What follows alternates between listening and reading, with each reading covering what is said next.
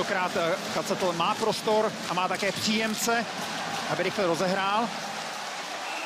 Na druhé straně se píská zakázané uvolnění a je tady zraněný hráč v rohu Martin Marinčin.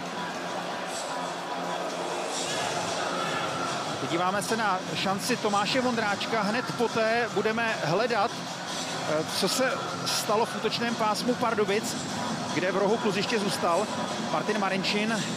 Tady ten okamžik, který zvedl mnoho diváků ze sedadel, protože síť Kacetlovy branky se rozvlnila. Vondráček je nejlepším střelcem Pardubic a druhým nejlepším střelcem mezi hráči, kteří jsou ve finále po Marku Daňovi. Teď je důležité sledovat Martina Marinčina a to, co přesně se mu stalo. Podívejte se na tohle odehrání kotouče a nepříjemný zásah po souboji s Lukášem Sedlákem. Martin Marinčin je nejnasazovanějším hráčem třineckých ocelářů. A to je to samý, kurva, tam nám skáču. Já nedávám nic, ale já to posuzuji jako čistý základ. Sám vidíš, že jejich plán jediný je skákat na kácu. Když si je necháš a budeš vždycky brát oba, tak to budu dělat celou dobu. A kdyby si je vyloučil, tak už to nedělá. Ještě se podíváme na jiný pohled pádu Martina Marinčina po Sedlákově ataku. Nepříjemný pád na kostrč a poté rána dozad, ale vypadalo to, že ani kotníky nebyly úplně v pořádku, když jsem viděl, jak jedna z bruslí zajela do rýhy.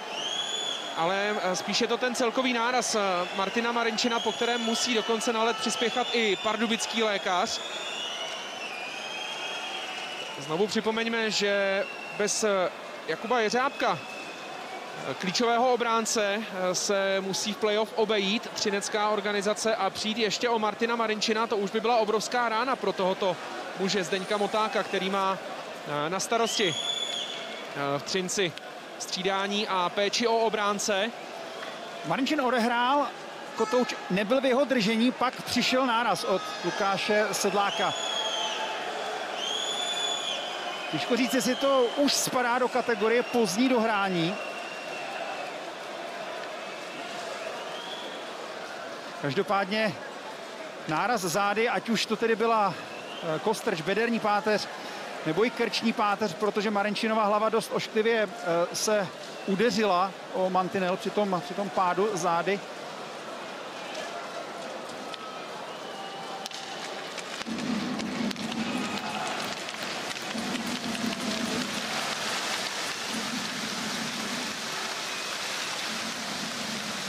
I pardubičtí hráči v čele s Lukášem Sedlákem teď klepou hokejkami o ledovou plochu.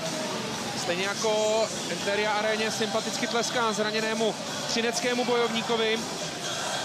Ale Martin Marinčin teď nevypadá, že by se ještě stihl vrátit na ledovou plochu v rámci první třetiny. Do konce zbývá 43 sekund.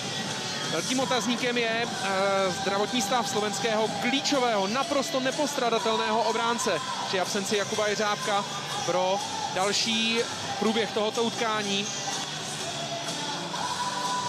Z těchto pohybů opravdu můžeme velmi těžko rozklíčovat,